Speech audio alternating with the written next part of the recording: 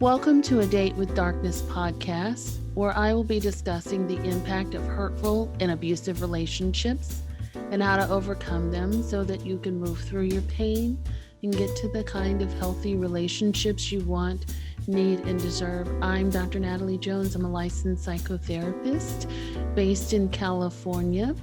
While I hope that you find this podcast educational and informational, please note it should not be substituted for treatment with a licensed mental health professional.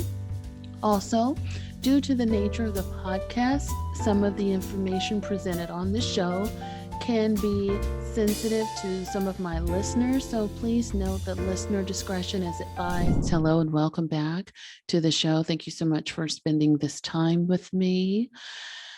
I have a really special guest planned for today. As always, I feel like all of my guests are special, and I have a really nice time recording these podcasts because I always learn so much from them. And I'm hoping that you feel the same way too. So just a little bit more about that later. But of course, we always like to do the housekeeping up front. If you're looking for support, you want to give some support to people that are healing from relationships that were abusive and toxic, and they are just looking for a little bit of self-love and care and information and education and connecting with other people who can also relate, please come on over and join the Facebook A Date with Darkness group. It's completely free and you can get support there. Also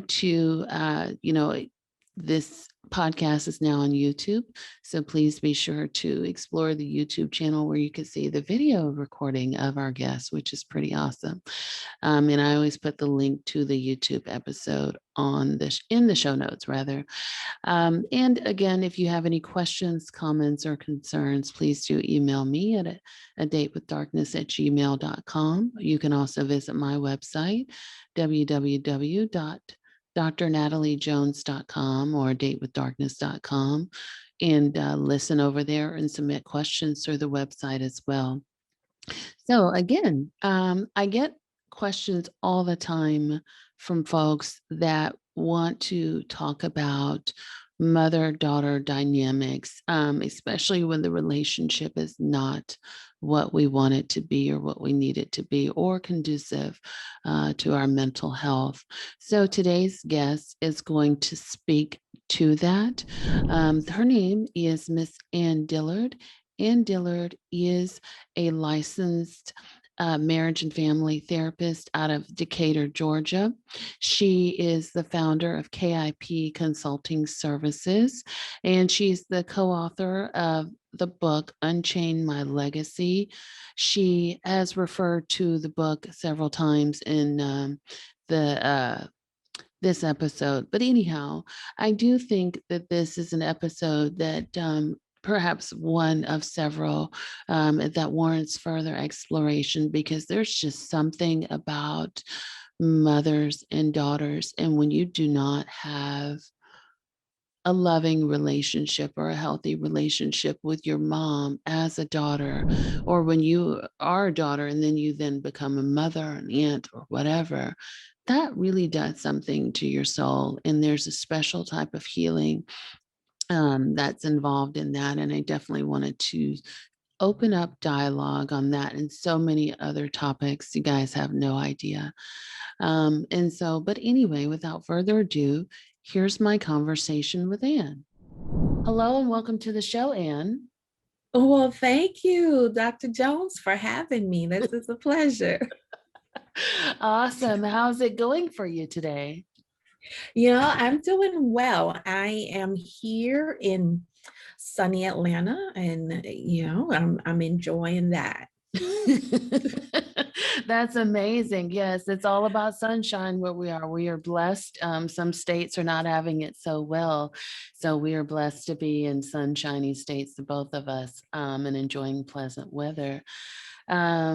So for people that don't know you or may not be well affiliated with you, can you talk a little bit about who you are, what you do, and the passion behind your work? Absolutely. Again, it's a pleasure to be here. My name is Ann Dillard. I'm a licensed marriage and family therapist. I'm licensed in the states of Minnesota and Georgia, because I lived in Minnesota so many years, right? So I still practice there. Wow. My yeah, I love it. My practice has gone 100% virtual since COVID-19. So I have not been in my office for exactly a year, right? And so I've had to find, creative ways to pivot. I primarily work with teen girls. And what I've found in the work with teen girls is that many of the challenges that they're facing, whether it's real or perceived, if they perceive it, it's real to them, right? So many of the challenges usually go back to their relationship with their moms or lack of relationship with their moms. Mm-hmm. And that's not just for teen girls alone. My young adult young ladies, they have similar issues. And when I occasionally have an adult woman, I am hearing the same things, right? And so this also led me to looking closer at the mother-daughter relationship, which is another area that I primarily focus on. And I am a clinician, yes, but I'm also doing this mother-daughter journey myself. So that is what you'll find that I speak on mostly. Okay. And can you tell us about your journey a little bit, if you feel comfortable sharing? Oh, absolutely. I like to say my life is pretty open, right? I had my first child when I was 20 years old, and almost 21, and that's my daughter. She's the only daughter that we have three boys and one girl. Love her to life. And you know I thought, things were okay, but in the back of your mind, oh, I wish I had done that differently, and I wish I had done that differently. And I started my work, really started my work a few years ago when I got invited to be a part of an anthology that's called Unchain My Legacy. I've heard of it. Yeah. Yes. And so I started digging, and I just took a chance and asked my daughter a question that I had been asking many young women and adult women across the world. What do you wish you knew when you were 13? And that was all she wrote, because her story was so similar to mine. What I wish I knew when I was 13, when I was growing up, and I found that inevitably I had passed on some of those same things that I said I would never do. Mm. And so that's how my repair with my daughter began. With my mother, I mean, it's a work in progress for any repair that you're doing. With my mother, I see it as going a lot slower. Mm. And so I work and try to find tools to navigate that generational divide and that cultural divide that shows up in that relationship. And so, I'm still hopeful. Good for you. That's good. Thank you for sharing that. And I think a lot of the listeners can appreciate that, and as well as I do, because there's so many women, so many Black women that I've worked with, um, that have said to me, I experienced XYZ with my mom, right? It was very traumatic and very hurtful. And I swore to myself that when I became a mother, that I would not do those things. And here's today. And what am I doing? I'm doing the exact same things that I said I would never do. Yeah. Can you talk a little bit about that and why, why we fight it up here in our minds? It just doesn't translate. It doesn't, because we believe that, okay, when I made that declaration, I was serious about it, and I had all intentions of executing. But the way life is set up, we have so many stressors, right, that's going on in life. And the thing about it is, when we are not intentional and when we don't necessarily have a guide to go through different spaces, we revert to what's natural, Mm, right? The way we were brought up is the patterns, or are the patterns that we know. mhm, And those are the things that comes naturally. mhm, So naturally, under stressors, you revert to what's quick, easy, and you have easy access to. And a lot of times, those are tools that are maladaptive and create the same kinds of scenario that you're trying to avoid. Because this work is about intentionality. It's about not trying to go it alone, because we need help, we need relationship to get through this. There is a quote by Christine Abra, I think her name is pronounced, Christine Langley Abra. I think that's how it's pronounced. I could okay. be saying it wrong. But she says, we repeat what we don't repair.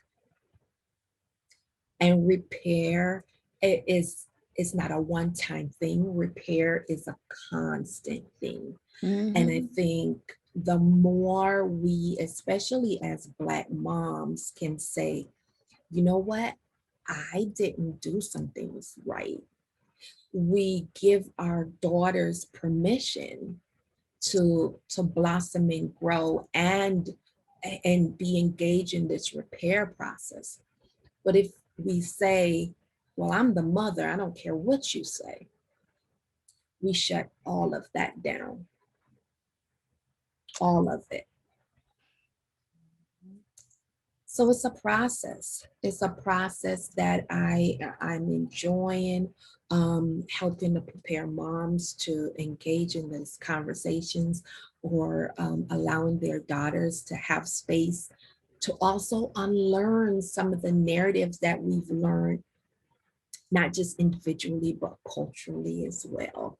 And it doesn't always feel good, Can you not at talk all. about, yeah, thank you. So there you have it. Yeah, I'm curious, from your standpoint, what are some of those cultural narratives that we learn? Wow. Some of those cultural narratives, and we don't always learn them from just our moms, right? Because we're a village. I grew up in a village. I mean, so we don't always, it's not just our moms that give us these messages. Right. It's, our godmoms, or the church mother, Sunday school teacher, whomever had influence in your life. Mhm, And it starts really young, like stay in a child's place, mm, right? I'm older than you. I'm the parent, which, again, I just gave that example. That's one of those statements that really shut you down and devalue what you're saying. Also, something like, well, you should be lucky because when I was your age, and I could have never said that to my mother. Things like that. I'm like, yeah, while it might be true, but the way it's told is like it doesn't bring us together. It actually divides us. I can hear that. Um, and as you're talking, the one thing that comes to my mind is that when an adult says those kind of things to a child, do they feel threatened um, in some way? I totally believe that all those statements that I shared are based in fear, right? One of the things, and I've been guilty of that. Like I said, my life is an open book. I'm totally transparent. Yes, I am a clinician, but wasn't always a clinician, and I'm a mother first. Mm-hmm. And before I'm a mother, I was a daughter and a woman. So I have some of these issues, and yes, I'm working through those issues. So I don't mind talking about them. So those are things that I believe are said out of fear. um there is that hierarchy in the family, and when you look at it, you know how we have this saying that children are to be seen and not heard. Mm-hmm.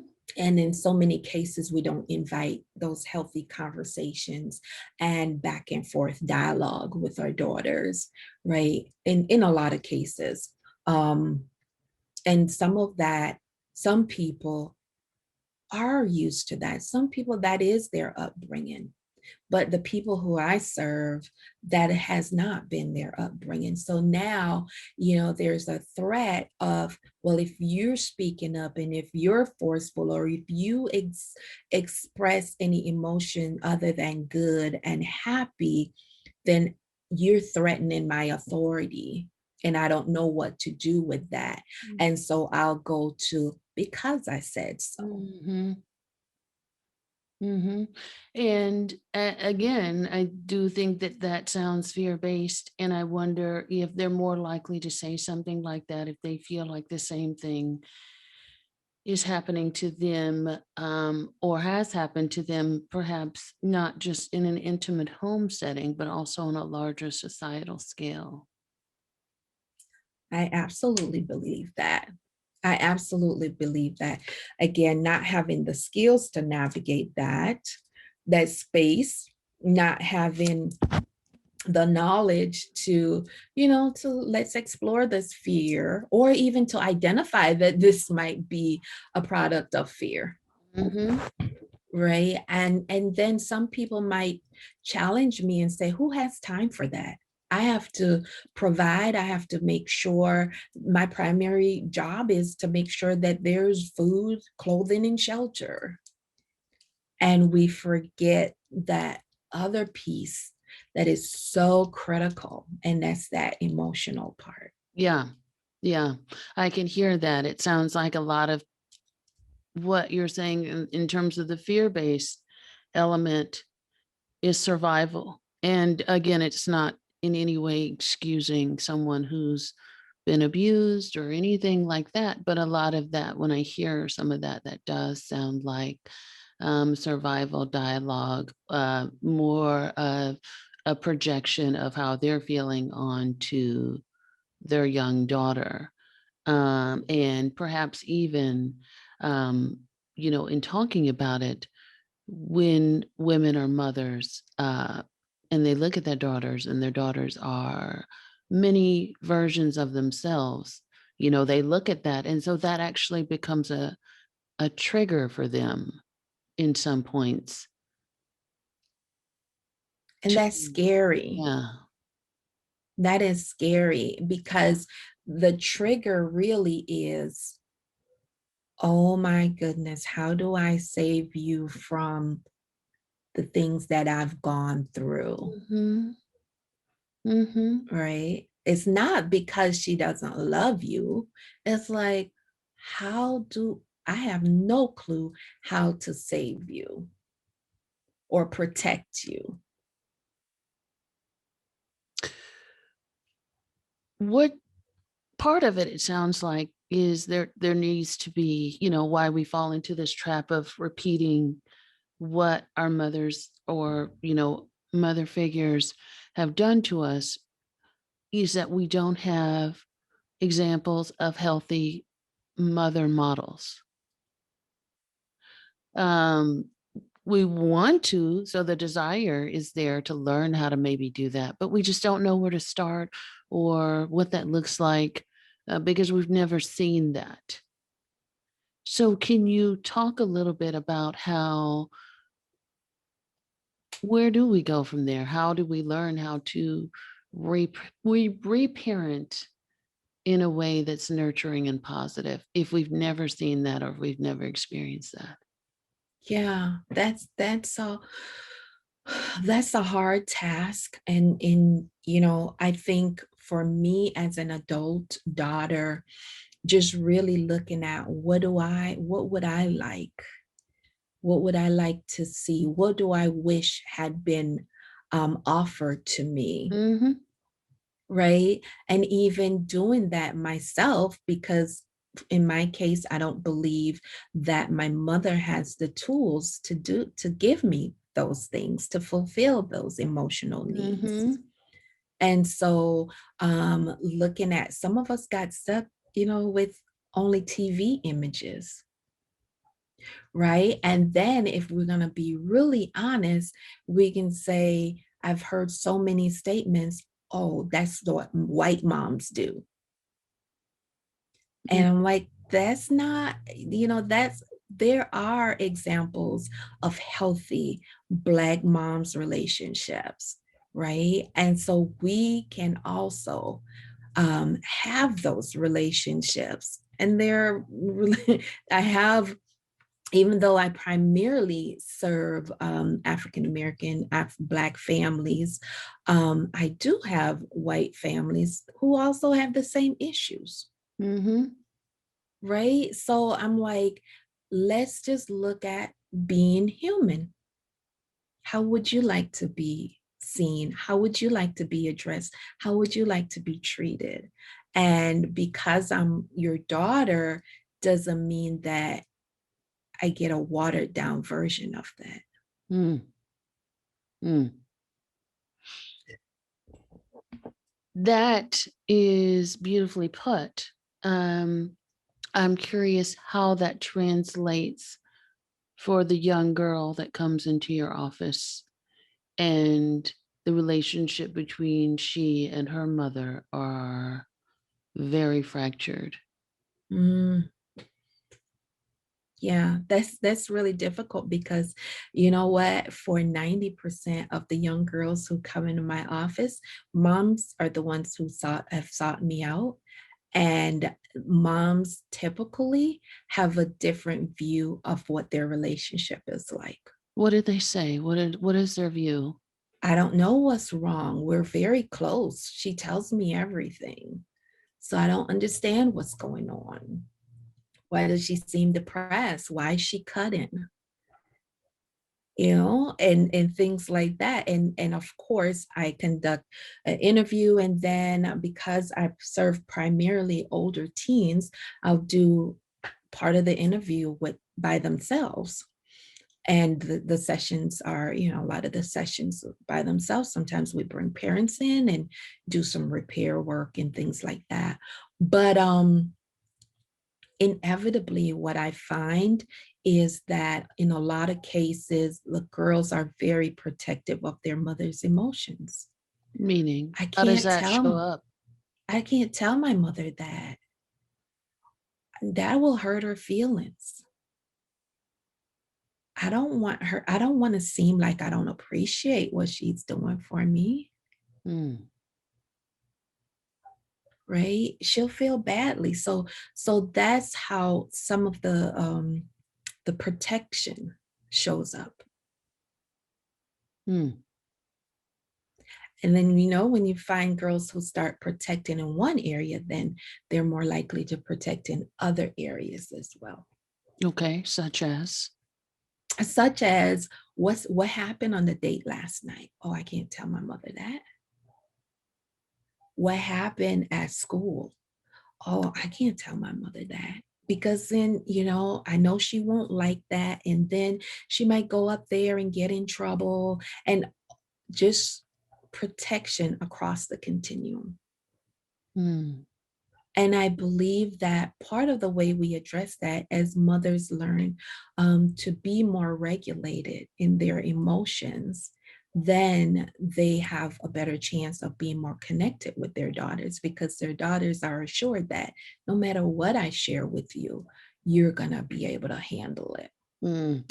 So, how does a mother do that? That's a big question. I mean, that's because I think that's the piece that's missing. Like, if you Yeah. have these mothers that are coming to you Mhm. and you're saying, here's my child, fix her. She's got problems. I don't know why she's got problems, and she's got problems. So I can't figure it out. You fix it. The child comes to you with genuine bona fide problems. My problem is my mother. I can't talk to her. We have a communication problem, right? And I have to protect her because her, when I communicate with her, because she can't manage what sounds like anger, fear, wanting to shut down my emotions and how I'm feeling. There's a lot of anxious tension there.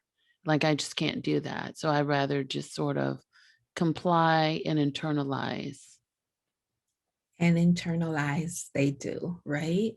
And so when you have this mother that comes back to you and she says, Anne, have you fixed my child? What's the problem? What do you say? And I say, Mom, pull up a chair. Let's work together, right?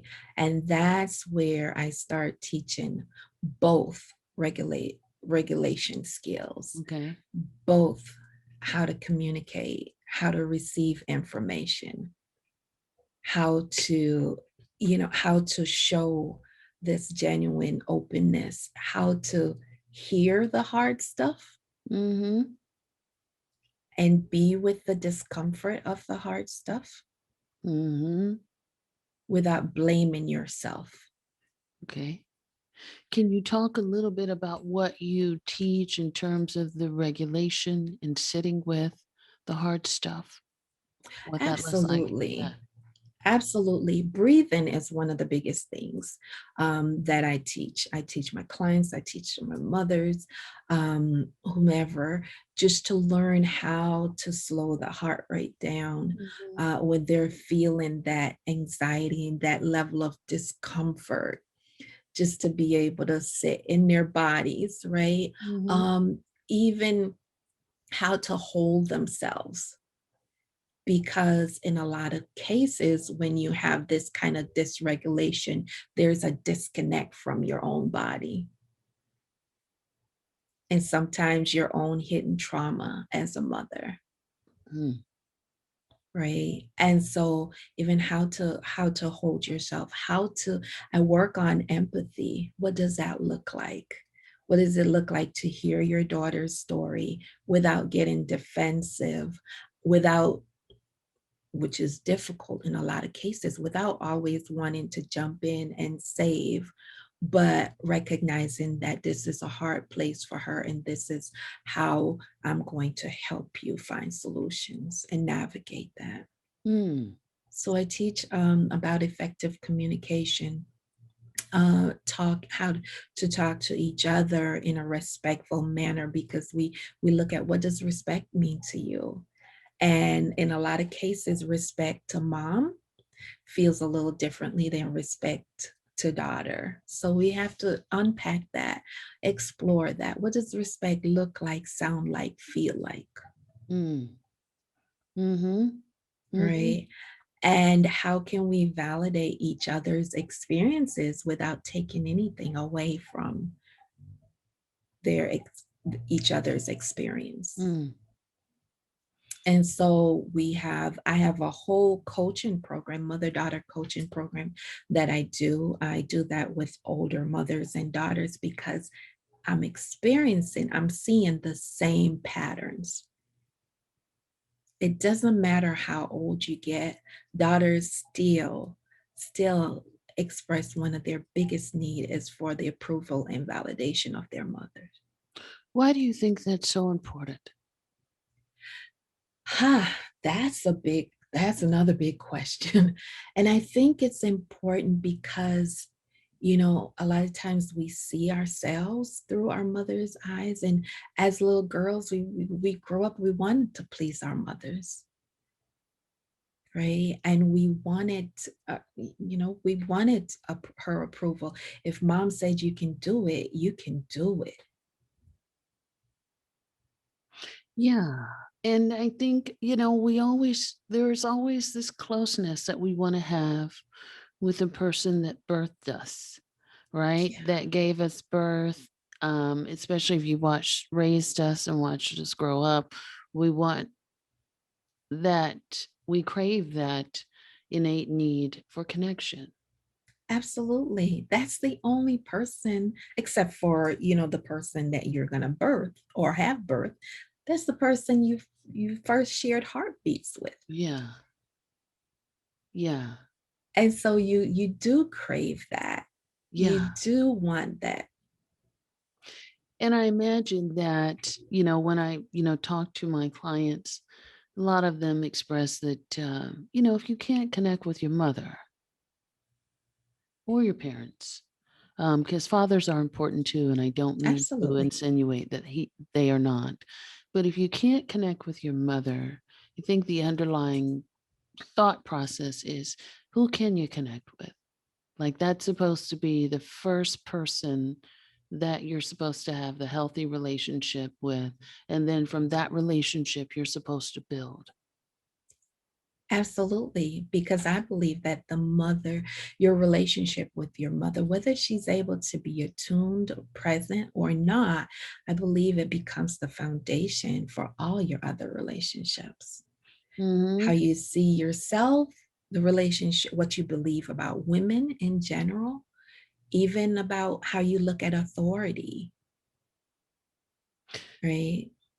Yeah. And I'm wondering if you could talk a little bit about how it shows up in the older women that you coach.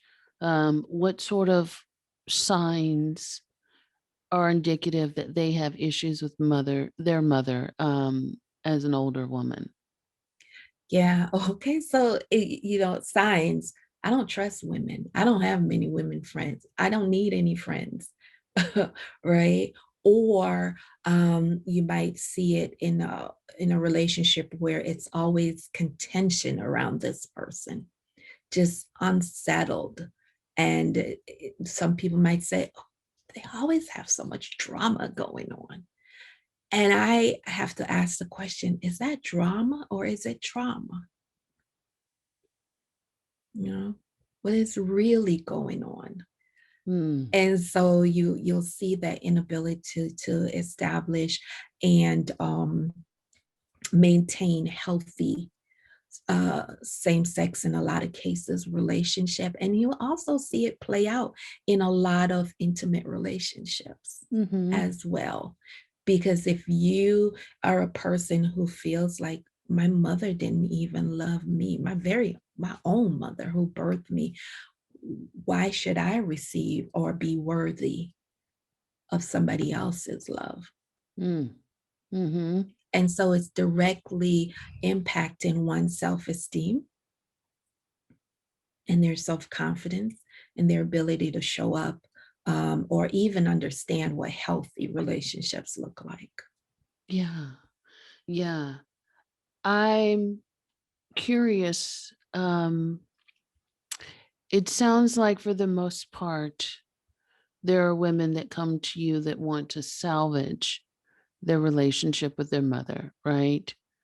Is that always the case? Are both parties usually on board and wanting to fix something?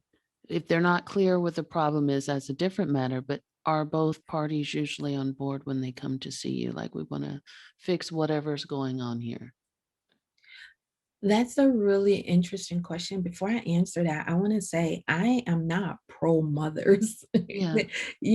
I mothers, what I really teach my clients is that mothers were daughters too. Right. And so we're seeing this, and this was your experience. So let's peel this onion back and see what has happened to her as well. Not to dismiss what you're going through. Let's hold that. And also let's look at the other part of this. Mm-hmm. What has happened to her? What has been her reality as well? And so, in a lot of cases, back to your question, not a lot, but in some cases, only one party will come, Mm-hmm. That's what only one. And so I try to do the best job possible of capturing the story and what is it that you would want to change, and try to give tools and information to help support that, and also look at the other side of it. And if this does not change, how will you still be able to be your best self? and Because we cannot make anyone want to change, and people change in their own time. absolutely. Yeah. So I imagine then that there is the harder part or the more difficult part of the work is the idea of letting mother go. And that's So, hard. yeah, which is a fair amount of grief work that's involved there. Gosh, yes. Yes. And so, what is the relationship that you wanted? And if you cannot get that relationship, what will you do? What are some of the things that you can do? Like, for example, is there another female nurturer in your life? Mhm, Do you mhm. have a surrogate mother figure in your life? And is that somebody you trust? And then also the work within yourself, kind of like reparenting, or just saying, what can we go back and work on? Yeah, yeah. I'm curious from your perspective, how does one know when it's time to let their mother go or the idea of their mother go, of what they of what they hoped she would become go rather? Yeah, that's something that is a really interesting question, because nobody ever wants to let their mother go. Right. That's such a huge loss, Yes. right? Even in the worst mother-daughter relationship, when a mother passes, when she dies, that's still devastating, right? And so the idea of letting go of that thought or that idea or that person is so, so huge, and it's so painful. And so looking at, are you able to set boundaries? Are you able to be in a relationship that's not emotionally damaging to you consistently and intentionally, and exploring those things? And if you can't be in a healthy relationship where the other person is able to respect your boundaries, then you have to say, how am I going to work on my survival? Mhm. Not just my physical survival, but my emotional survival. Mhm. And how do they do that? Once they come to the realization that this is not what I'd hoped it would become. So I have to move on. I have to close that door and start a new chapter. How do they focus on their survival? Yeah, that is huge. For me, I practice forgiveness. And so I invite my clients to explore if that's even something that they want to to practice, Mhm. right? I don't just assume that because I believe forgiveness is like a part of the healing process that you will. Let's talk about that, because I think a lot of people have difficulty with the idea of forgiveness. Can you talk a little bit about what, in your words, you feel like forgiveness is, first of all? I think that forgiveness is letting go of the offenses and in being able to say, okay, I'm not going to be the judge and the juror. I'm going to choose to let go Mm, of this, right? Because of for my own self, for my own well-being. mm-hmm. I'm going to choose to let go. And then I think people have to understand also that forgiveness does not mean repair. Because have forgiven you doesn't mean that we've repaired the relationship. Those are two different parts of it. Mm-hmm. But I'm forgiving you because the more I hold on to it, and I have this part in one of the books I wrote a foreword to. It's called Unchain Me, Mama, the Forgiveness Factor. It says the alternative to forgiveness is emotional death. Spiritual teacher and author Marianne Williamson writes, unforgiveness is like drinking poison yourself and waiting for the other person to die. When we walk in unforgiveness, we subconsciously dim our own lights and inevitably pass on unhealthy generational patterns that yet another generation to yet another generation, thus perpetuating the generational curses. And that's part of, again, the foreword that I wrote. Hmm. Wow. So you're saying then by not forgiving, you're actually passing on that pattern of just trauma and everything that comes with it, holding on to emotional baggage. So forgiveness is more about you letting go of the power the other person has over you. Absolutely. Because as long as you hold them in contempt, they have power and control over you. And as long as they have power and control over you, then you're operating through those lenses.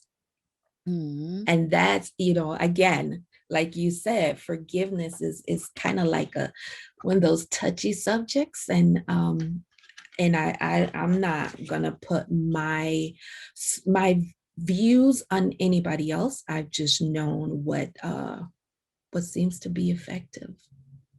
Mm. What about the person that comes into your office or that sees you that doesn't want to? Well, oh goodness, and I've had a few. And what we do is we talk about, okay, well, let's explore other tools that might work for you. Mm-hmm. Let's explore that and see what else can you do. If I don't give people a time limit that they need to forgive. Sure, sure. And sometimes what we do is we work on externalizing that issue that they're having. And we follow it to see, okay, how is it affecting you? What is it doing to you? Mm. Because we are not our circumstances. We are not our experiences, but we can embody them. For sure. How do what do you teach them in terms of if they don't want to forgive, what are some other things that they can do in the interim or, instead of? Mhm. One of the things that I focus heavily on is self-care. And I focus on taking care of yourself. And I believe in taking care of yourself emotionally, spiritually, and physically. And also setting boundaries. What does boundaries look like in your relationship? I love Dr. Brene Brown's work, and she talks about She talks about this formula for boundaries, which is Braven. I'm not sure if you ever heard of it, but I love it. It's like, um, it's the formula for trust. Let me say that. And so, Brave and B is for boundaries, R is for reliability, A is for accountability, V is for vault. That's where confidentiality comes in between people. I is for integrity, doing what's right instead of what's quick, what's easy. N is for non judgmental, and G is for generosity. And so that is one of the formulas that I use, whether the person is willing to forgive or not willing to forgive. It's like, okay, let's see what trust looks like, and trust in building trust, is building trust in this relationship even a possibility? Mm-hmm. Mm-hmm. So that's beautifully put. You talked a little bit, because I want people to get a clear idea of what they can do, especially if the relationship is non-repairable. You talked a little bit about um, a person getting the idea of a mother surrogate, right? Um, a lot of people, that sounds good, but they're not sure where to start in terms of doing that. Can you talk a little bit about how to sort of fill the hole, or fill the mother wound, if you will, if they're not able to repair that relationship? Yeah. Like I find that it's, for me, again, what has worked for me, and I talk about me because I'm doing this work as I teach the work. Also, I'm walking the walk. Um, my church community was very instrumental in my life, right? And so I was able to find mother figures in that Mhm. community, right? Uh, Mother figures within my own family, that was really important, like aunts, uncles, and not uncles, aunts, grandparents, um, cousins, but just different mother figures. Some people, and I've found this a lot where I have become mother figure to different people. Like when I worked in the school system, a lot of a lot of my students, or my girls in my girls group, would latch on for a mother figure. And a lot of times, all they're looking for is a non judgmental ear Mhm. and a little affirmation, Mhm. validation, and a little nurturing. Mm. Very simple, but very complicated for a lot of folks. Very complicated. Very complicated. One other thing I kind of want to back up to here for a little bit is, what if there's somebody out there, listening to you, and they have issues with their mother, but they don't know it yet, or they're in a fair amount of denial? Can you talk about what they may be experiencing to kind of clue them in that there's some stuff Mhm, going on there that maybe you might want to look at? mhm. They may be experiencing some self esteem issues. They may be experiencing that inner critic voice that is so loud that they constantly doubt themselves, Mhm. and a lot lack of confidence. They may be experiencing the need for approval or validation for every decision they need to make. Like, should I get this outfit? Should I get this car? Oh my goodness, I can't make a decision about this. Mm. Right. So, and they may be experiencing, again, conflict in their adult relationships. Mm. Mm. If you're noticing that you have a constant trail of conflict in your adult relationship, just kind of peel back a little bit and say, I'm the common denominator here. What else might be going on for Mhm. me? Mhm. Absolutely. Absolutely. Mm. That's incredibly insightful. Um, do you have things like favorite affirmations or places or things that you would suggest to young women or women who have a mother wound that can help with sort of easing their suffering? Yeah.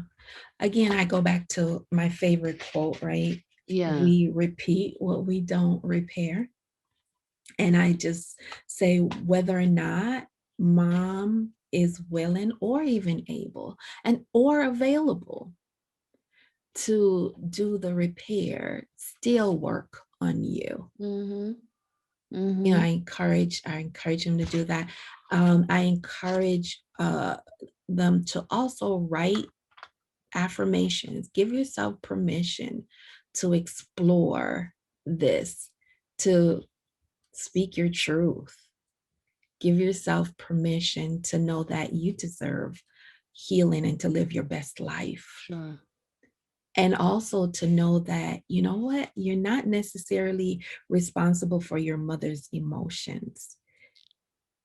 She can carry her own and you can carry your own. Mhm.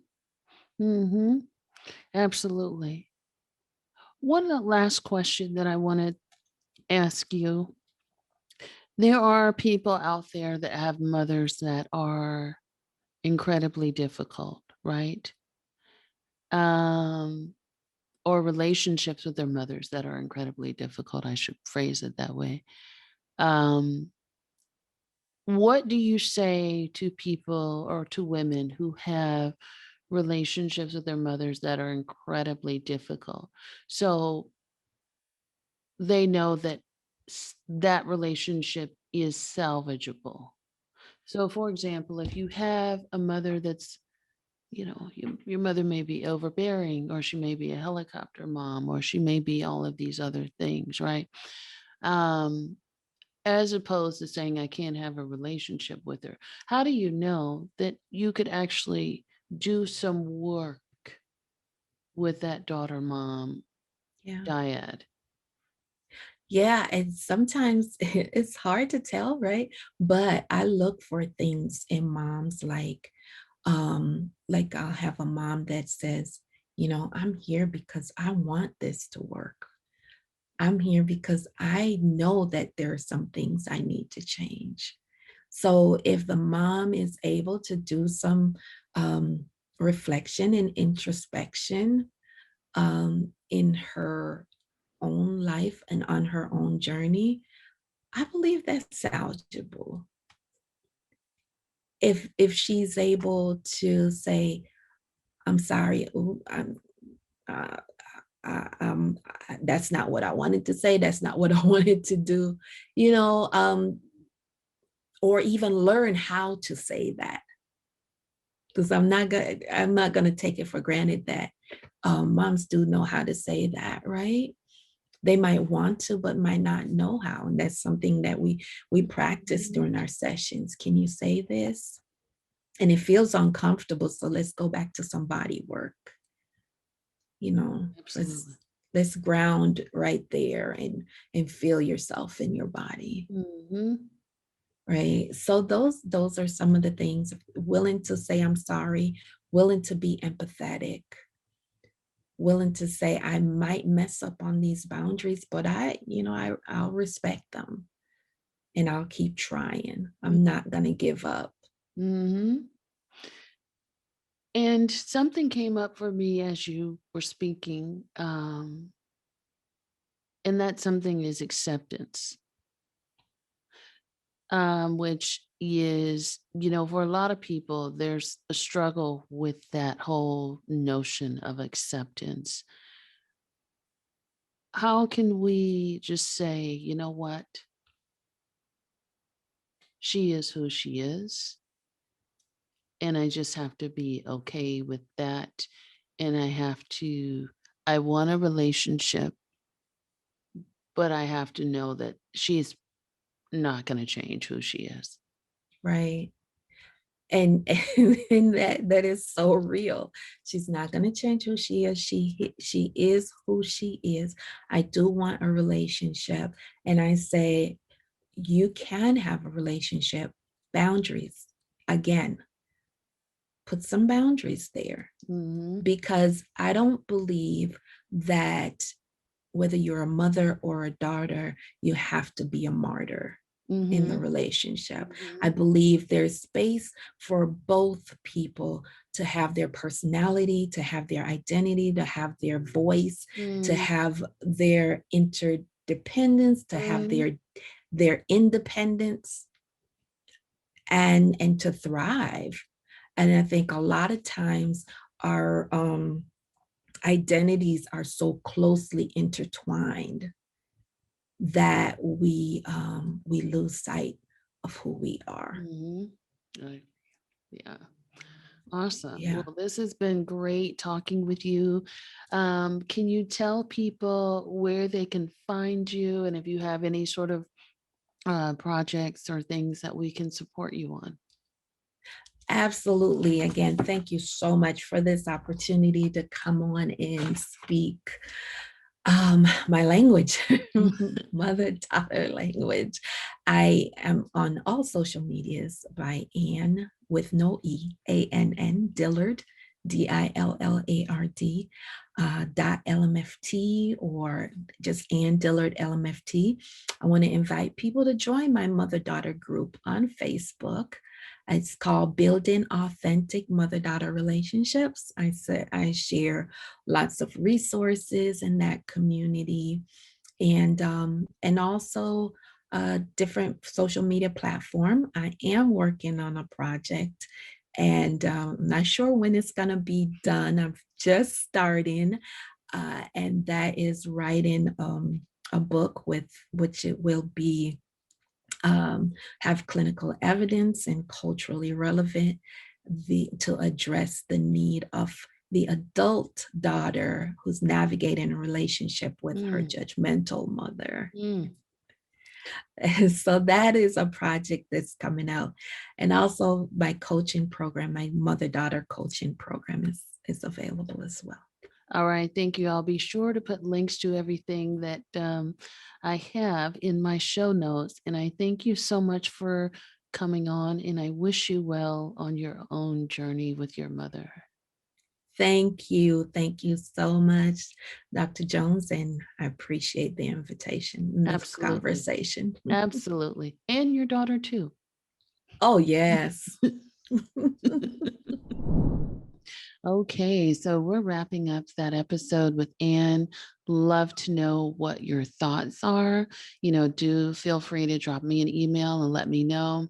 And as always, you can find me on social media via A Date with Darkness or Dr. Natalie Jones. And I appreciate spending the time here with you today. COVID is still going strong. There's also COVID variant. So you guys, please be well, be safe, and take care of yourselves. And I will see you next time. Thanks so much for listening.